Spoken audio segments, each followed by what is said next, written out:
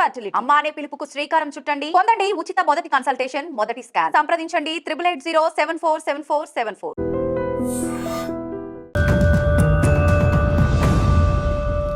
ఇతన్ని ఇంతకు ముందు ఎక్కడో చూసినట్టు అనిపిస్తుంది. డాక్టర్ మనకు చూపించిన వీడియోలో యాగం చేసింది అతనే.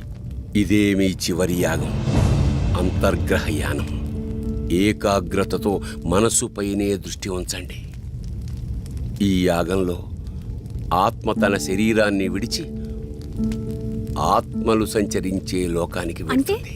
వాటికంటూ ప్రత్యేకమైన లోకం ఉంటుందా? ఉంటుంది అనడానికి చిన్న ఉదాహరణ చెబుతాను.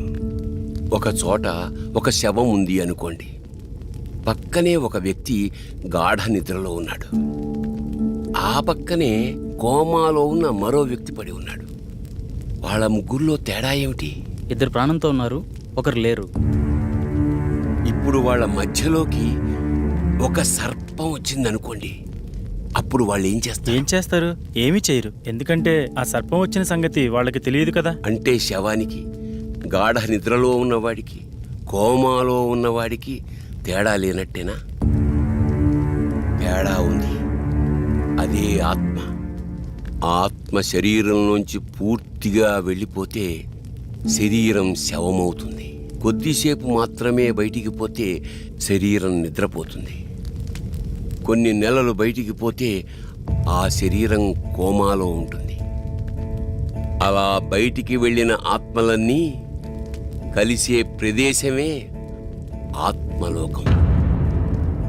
మీరెప్పుడైనా గమనించారా?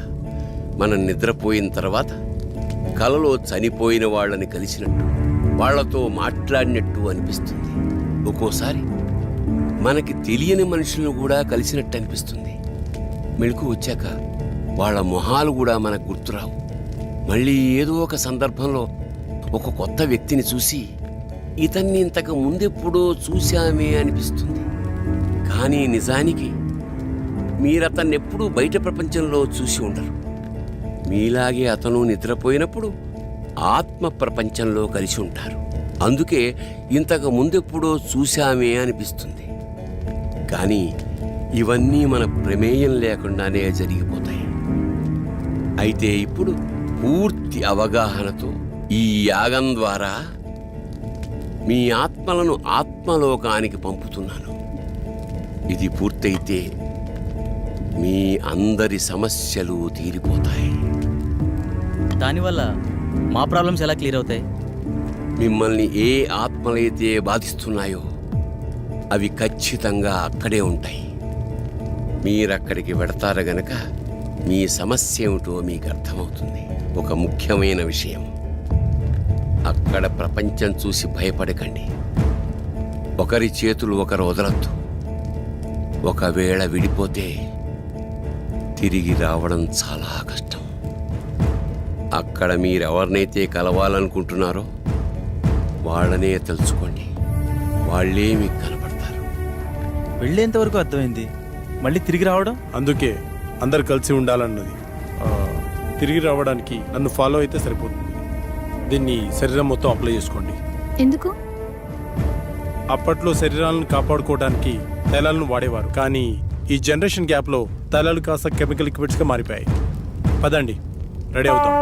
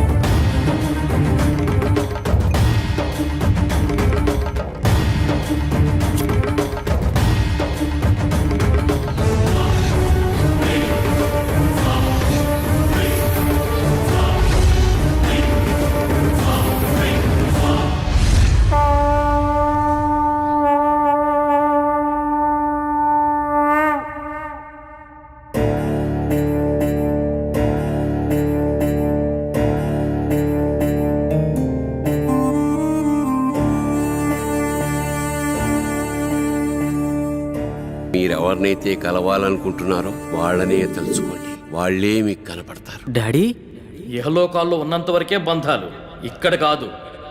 మీరు ఇక్కడికి వచ్చి చాలా పెద్ద తప్పు చేశారు, విధిని ధిక్కరించారు. లేదు డాడీ, మేము కరెక్టే చేసాం. వీడిని నమ్మి ఇంత దూరం వచ్చారా? వీడు చాలా పెద్ద ఫ్రాడ్. అంకుల్ అలా అనకండి. ఆయన మా కోసం చాలా పెద్ద రిస్క్ చేశాడు. ఆయన లేకపోతే మా ప్రాబ్లం సాల్వ్ అవ్వదు. మీకు ప్రాబ్లం క్రియేట్ చేసిందే వాడు. తగలబడుతున్నవి శరీరాలు మాత్రమే. విధివ్రాత ప్రకారం బంధాలతో గడపాల్సిన ఆత్మలు ఇంకా బతికే ఉన్నాయి.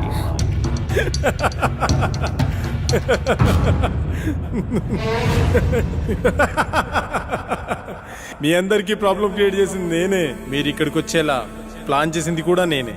మీకు ఇంకో విషయం చెప్పనా? మీరు ఇక్కడికి ఎలా రావాలో ఒక్కటే చెప్పాను, కానీ తిరిగి వెళ్ళడం మాత్రం చెప్పలేదు. మీరు ఇక్కడే ఉండి రెస్ట్ తీసుకోండి.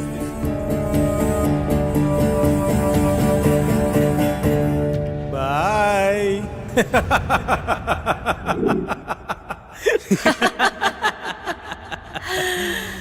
One two three. సౌండ్ వినిపించట్లేదు. ఏం జరుగుతుంది? ఇప్పుడు వెళ్ళేది మీరు కాదు, మేము. ఫస్ట్ టైం పాపారా మీద అటాక్ జరిగినప్పుడే నాకు డౌట్ వచ్చింది.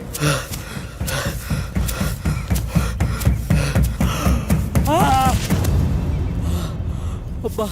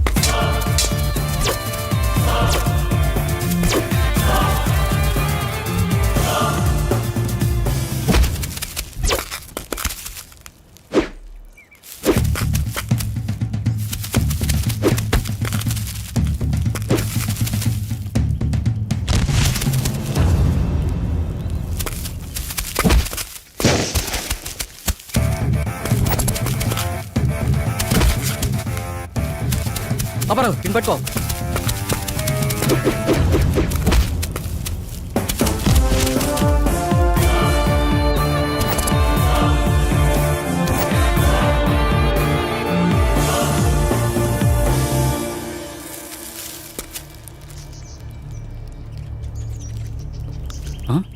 వీళ్ళని పంపించింది శాస్త్ర. అసలు శాస్త్రి ఎందుకు నన్ను చంపాలనుకుంటున్నాడు? అదే నేను తెలుసుకోవాలనుకుంటున్నాను. హే, మా ఇంటి వైపు ఎవరు వెళ్తున్నారు.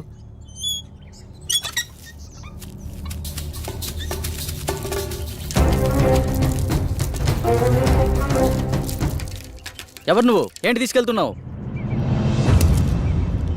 తప్పు చేస్తున్నారు. బ్రతకాలని లేదా? బ్రతకడం కోసం చేస్తున్న ప్రయత్నమే ఇది. నువ్వు పూర్తి ఆయుష్కుడు అని ఇందులో రాస్తుంది. మరి దేనికోసం చేస్తున్నావు?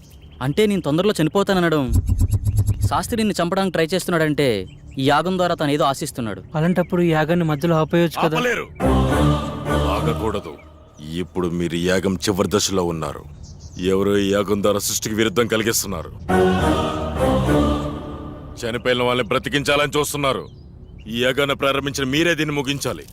వాళ్ళని శిక్షించాలి. మా పూర్తి సహకారం మీకుంటుంది. శాస్త్రిని పట్టుకుని 4 పిక్తే వాడే నిజం చెప్తాడు కదా. లేదు, దీని వెనక ఎవరో ఉన్నారు. ప్రాణం తీయడానికి కూడా తెగించారంటే ప్రాణం పోయినా నిజం చెప్పరు. కాబట్టి నువ్వు బయటికి వెళ్ళి శాస్త్రి గురించి ఎంక్వైరీ చేయి. నేను ఇక్కడ ఉండి ఈ యాగాన్ని ఫినిష్ చేస్తాను. నీకు కావాల్సింది డబ్బేగా, నేనిస్తా. శుభం భూయాత్.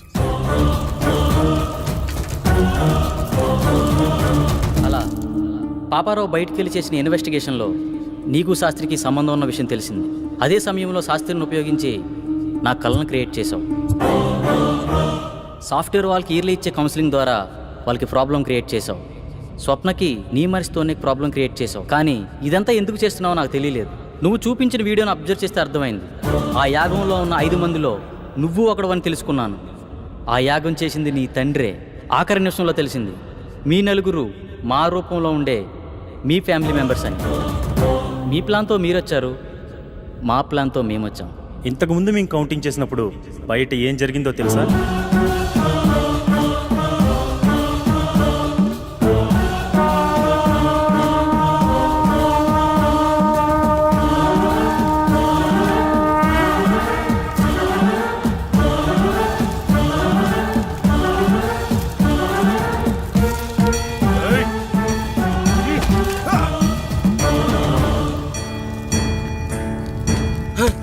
ఏమిటి అన్యాయం? ఏంటి ఏం చేస్తున్నారు మీరు? ఎవరు మీరు? వద్దు వద్దు వద్దు వద్దు.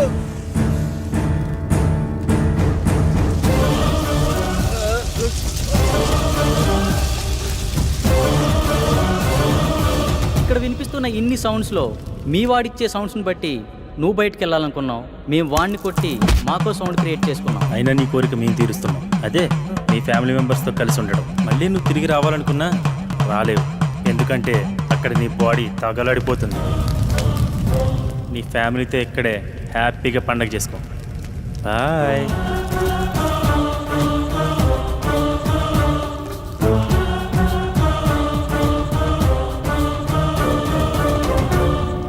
ఆ తాళపత్రాలు ఎలా ఇవ్వు.